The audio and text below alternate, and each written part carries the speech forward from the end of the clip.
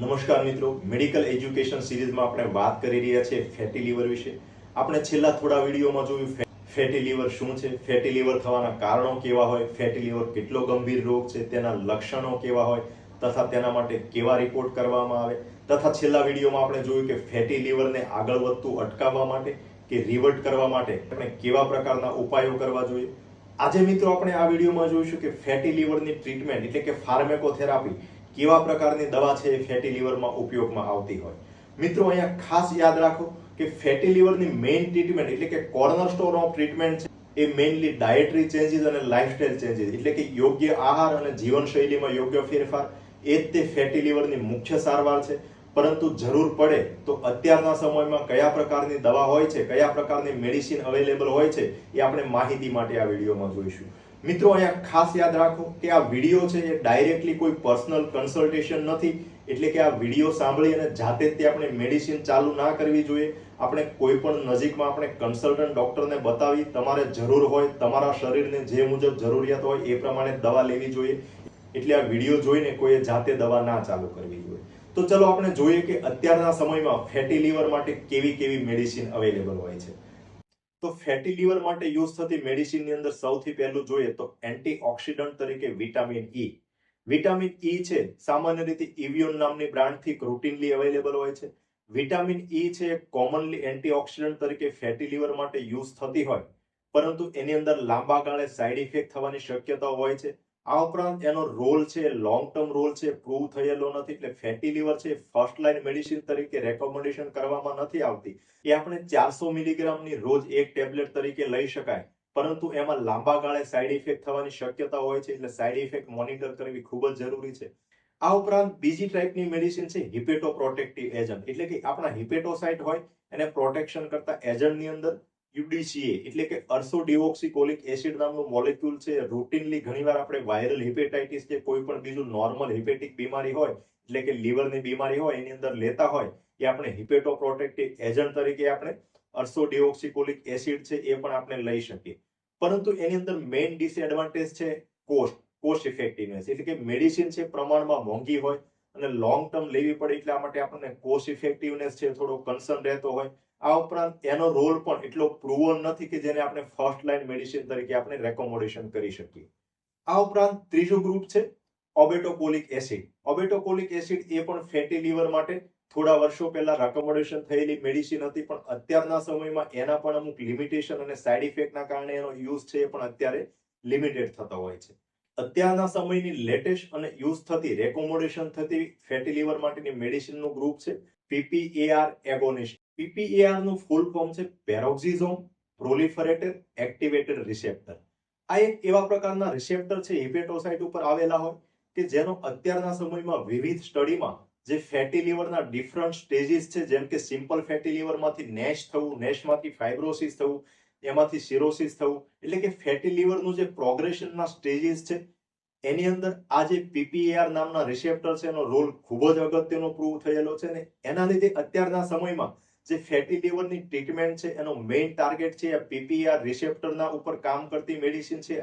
જે PPAR નામના receptor છે એ લીવરની અંદર ફેટી લીવરના ડિઝીઝ પ્રોગ્રેશનનો તો ઇમ્પોર્ટન્ટ રોલ પ્લે કરે, પરંતુ આ સાથે PPAR રિસેપ્ટર છે એ લીવરની અંદર જે મેટાબોલિઝમ થતું હોય એની અંદર એક્સ્ટ્રા હિપેટિક મેટાબોલિઝમ એટલે કે લીવર ટિશ્યુની સાથે બીજા અંગની જેની અંદર મેટાબોલિઝમ થતું હોય, ખાસ કરીને સ્કેલેટલ મસલ, એડિપોસ ટિશ્યુ તથા ગટ એટલે કે આપણે આંતરડાનો ભાગ, એ બધા સાથે એક્સ્ટ્રા હિપેટિક મેટાબોલિઝમ સાથેનું કોઓર્ડિનેશન કરતું હોય. એટલે કે લીવરનું મેટાબોલિઝમ જો બીજા અંગના મેટાબોલિઝમ સાથે પણ પ્રોપરલી સારી રીતે કોઓર્ડિનેટ થઈ શકે તો આપણું મેટાબોલિઝમ છે વધુ સારી રીતે થઈ શકે અને એના લીધે ફેટી લીવર તથા બીજા મેટાબોલિક રોગ છે એ પણ ઘટાડો થવાની શક્યતાઓ રહેતી હોય. હવે PPAR નામના જે આ રિસેપ્ટર છે મેઇનલી બે પ્રકારના રિસેપ્ટર હોય, PPAR આલ્ફા અને PPAR ગામા. PPAR આલ્ફા નામના રિસેપ્ટર છે એ મેઇનલી એન્ટી હાઇપરલાઇપિડેમિક તરીકે કામ કરતા હોય, એટલે કે બ્લડની અંદરથી તથા લીવરની અંદરથી ટ્રાઇગ્લિસરાઇડ નામની જે ફેટ હોય એ ટ્રાઇગ્લિસરાઇડને ઓછું કરતા હોય. હવે આ PPAR ગામા નામના રિસેપ્ટર છે મેઇનલી ઇન્સ્યુલિનની સેન્સિટિવિટી વધારે અને ઇન્સ્યુલિન રેઝિસ્ટન્સને ઓછો કરે. જે ઇન્સ્યુલિન રેઝિસ્ટન્સ મેઇનલી ડાયાબિટીસ તથા ફેટી લીવર જેવા મેટાબોલિક રોગ માટે જવાબદાર હોય છે. હવે જ્યારે આપણે કોઈ પણ આલ્ફા કે ગામા એક પ્રકારના રિસેપ્ટરનું એક્શન વધારીએ ત્યારે આલ્ફા અને ગામા બંને રિસેપ્ટરના એક્શનનું ઇમ્બેલેન્સ થાય, એના લીધે સાઇડ ઇફેક્ટ થવાની શક્યતાઓ વધુ રહેતી હોય. ખાસ કરીને અમુક કાર્ડિયોવાસ્ક્યુલર સાઇડ ઇફેક્ટ એટલે કે હૃદય રોગની સાઇડ ઇફેક્ટ તથા વેટ ગેઇન જેવી સાઇડ ઇફેક્ટ વધુ થતી હોય. જ્યારે અત્યારના સમયમાં એ પ્રકારની મેડિસિન અવેલેબલ છે કે જેને ડ્યુઅલ એગોનિસ્ટ કહેવાય, એટલે કે પીપીઆર આલ્ફા અને ગામા બંને રિસેપ્ટર ઉપર એગોનિસ્ટ એટલે કે બંને રિસેપ્ટર ઉપર પ્રો તરીકે કામ કરે આ પ્રકારની મેડિસિન હોય તો એના લીધે આપણે બંને મેડિસિન ઇન્ડિવિજ્યુઅલ જ્યારે આપણે યુઝ કરતા હોય ત્યારે એની સાઇડ ઇફેક્ટ થતી હોય આપણે સાઇડ ઇફેક્ટ છે ઓછી કરી શકીએ. આ ઉપરાંત બંને મેડિસિન સાથે યુઝ કરવામાં આવે ત્યારે ડ્યુઅલ એક્શનના લીધે ફેટી લીવરની અંદર રિઝલ્ટની અંદર ખૂબ સારો સુધારો જોવા મળતો હોય. હવે જ્યારે આપણે આ પ્રકારના ડ્યુઅલ એગોનિસ્ટ એટલે કે પીપીઆર આલ્ફા અને ગામા બંને રિસેપ્ટર ઉપર એક્શન કરી શકતી મેડિસિન યુઝ કરીએ ત્યારે આપણે મેક્સિમમ થેરાપ્યુટિક બેનિફિટ એટલે કે ફાયદો લઈ શકીએ અને મિનિમમ સાઇડ ઇફેક્ટ જેવી કે weight gain, cardiovascular side effect એ છે આપણે મિનિમમ સાઇડ ઇફેક્ટ થતી હોય. આ ઉપરાંત જે આ ડ્યુઅલ એગોનિસ્ટ હોય એટલે કે બંને રિસેપ્ટર ઉપર કામ કરતી મેડિસિન હોય એ આપણા લીવરની અંદર બીટા ઓક્સિડેશન વધારે એટલે કે લીવરની અંદર ફેટનું મેટાબોલિઝમ છે એ સારું કરે, એના લીધે આપણને ફેટી લીવરની અંદર ખૂબ સારો સુધારો જોવા મળતો હોય.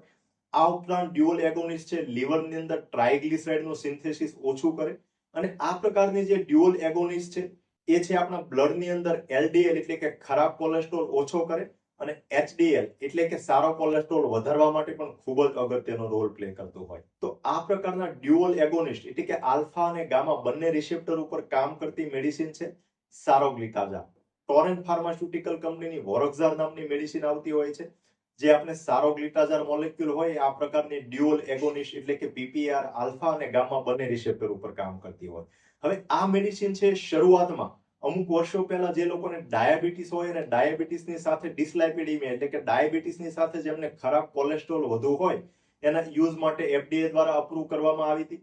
જ્યારે 2020 પછી સારોગ્લિટાઝાર નામની મેડિસિન છે એટલે કે આ વોરોક્ઝાર મેડિસિન છે એમને નેશ એટલે કે નોન આલ્કોહોલિક સ્ટીએટો હેપેટાઇટિસ તથા અમુક જે છે non alcoholic fatty liver disease માટે અપ્રૂવ કરવામાં આવેલી છે. આ જે સારોગ્લિટાઝાર એટલે કે વોરોક્ઝાર મેડિસિન છે 4 મિલીગ્રામ ઓડી એટલે કે 4 મિલીગ્રામની ટેબ્લેટ રોજ એક છે એ ડોઝમાં લેવામાં આવતી હોય છે અને અત્યારના સમયનું રેકોમેન્ડેશન જોઈએ તો જે લોકોને નેશ હોય એટલે કે નોન આલ્કોહોલિક સ્ટીએટો હેપેટાઇટિસ હોય એ લોકો માટે તથા બીજું ઇન્ડિકેશન જોઈએ તો જે લોકોને નોન આલ્કોહોલિક ફેટી લીવર હોય નેશ ના હોય પરંતુ જે લોકોને કોમોર્બિડિટી સાથે વધુ હોય જેમ કે ઓબેસિટી ઓવરવેટ હોય ડિસ્લાઇપિડેમિયા હોય અનકન્ટ્રોલ ડાયાબિટીસ હોય આ પ્રકારના જે હાઈ રિસ્ક લોકો હોય કે જેમને non alcoholic fatty liver simple fatty લીવરમાંથી નેશ થવાની શક્યતાઓ વધુ હોય આ બંને ઇન્ડિકેશન માટે છે આ મેડિસિનને અપ્રૂવ કરવામાં આવી છે. પરંતુ મિત્રો અહીંયા યાદ રાખો કે આ છે માત્ર સાયન્ટિફિક ઇન્ફોર્મેશન છે, કોઈ પર્સનલ કન્સલ્ટેશન નથી. એટલે આ વિડીયો જોઈને અને કોઈ પણ વ્યક્તિએ જાતે મેડિસિન ના ચાલુ કરવી જોઈએ. તમારા નજીકમાં કોઈ પણ કન્સલ્ટન્ટને બતાડી અને એના માટે જો ખરેખર તમને જરૂર હોય તો જ તે આ પ્રકારની એમની એડવાઇસ હેઠળ જ તે આપણે મેડિસિન લેવી જોઈએ.